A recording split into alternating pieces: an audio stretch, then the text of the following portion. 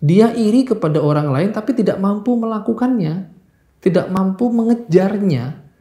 Sehingga yang dia lakukan adalah apa-apa yang dia lihat dari orang tersebut, dari lawan atau saingannya itu, segalanya buruk pokoknya, tidak ada baik-baiknya sama sekali.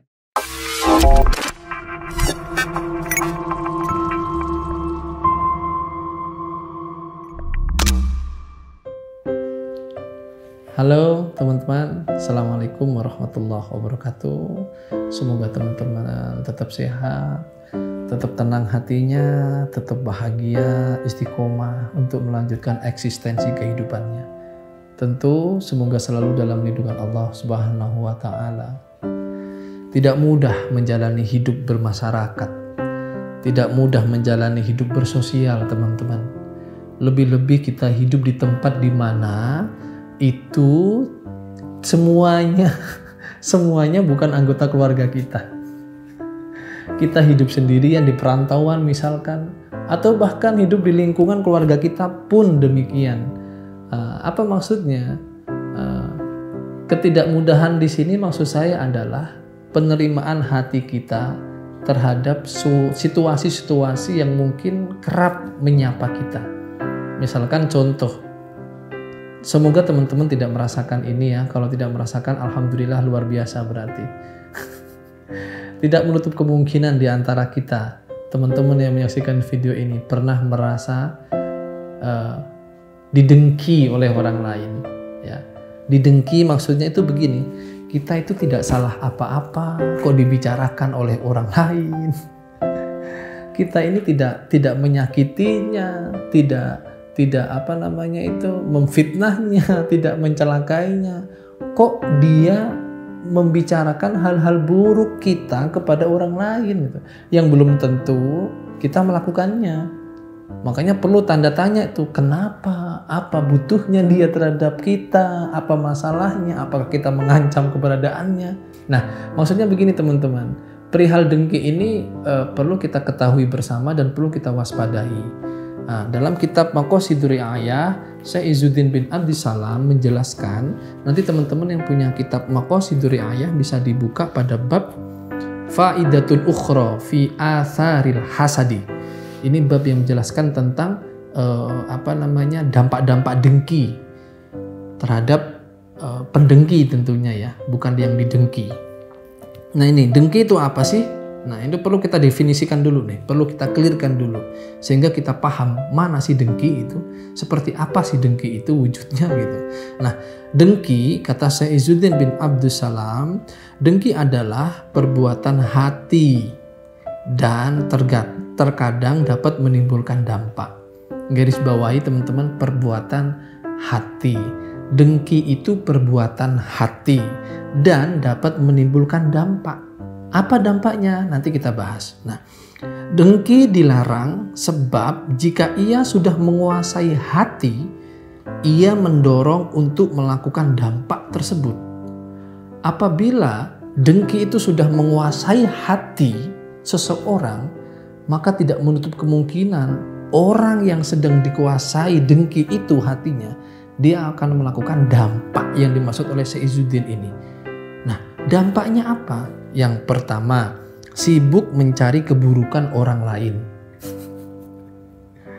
sebagai bahan pendengkiannya itu.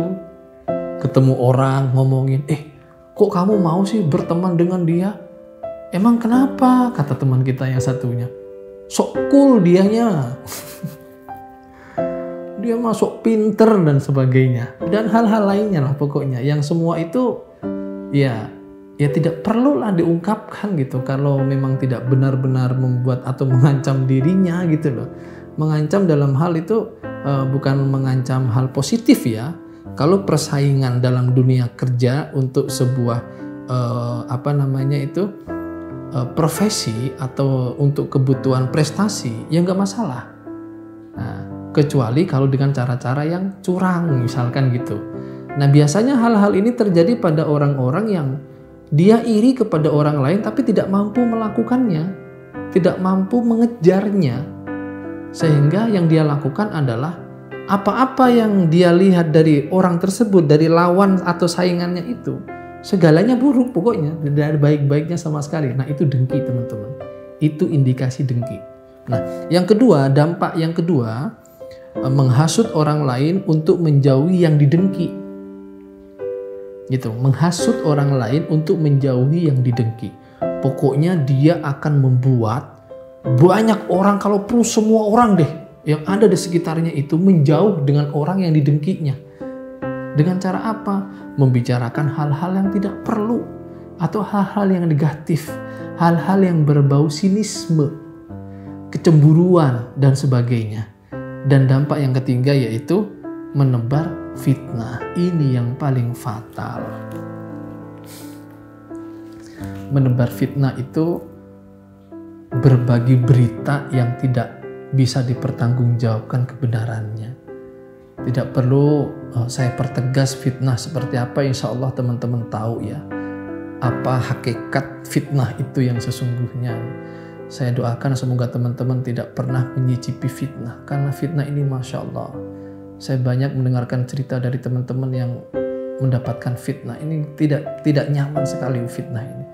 Semuanya hancur teman-teman, nama baik kita hancur, mungkin reputasi kita hancur, pekerjaan kita hancur, karir kita hancur, keluarga kita hancur. Ini dampak dari fitnah. Itulah sebab kenapa Allah mengancam ya, fitnah itu lebih kejam daripada pembunuhan gitu teman-teman. Nah maka hati-hati teman-teman ya, kalau kita merasa iri kepada saudara kita, teman kita, rekan kita atas prestasinya, ya kejarlah contoh pola hidupnya dengan harapan kita bisa sukses seperti dia, bisa berprestasi seperti dia, bukan malah kita dengki. Ketemu sisipan di jalan, bukannya kita senyum dan beruluk salam kepadanya, kita malah melengos gitu. Pernah teman-teman seperti itu ya? Kalau pernah, anggaplah itu lelucon hidup yang perlu kita tertawakan. Jadi teman-teman, semoga kajian kali ini tentang dengki bermanfaat untuk kita semuanya.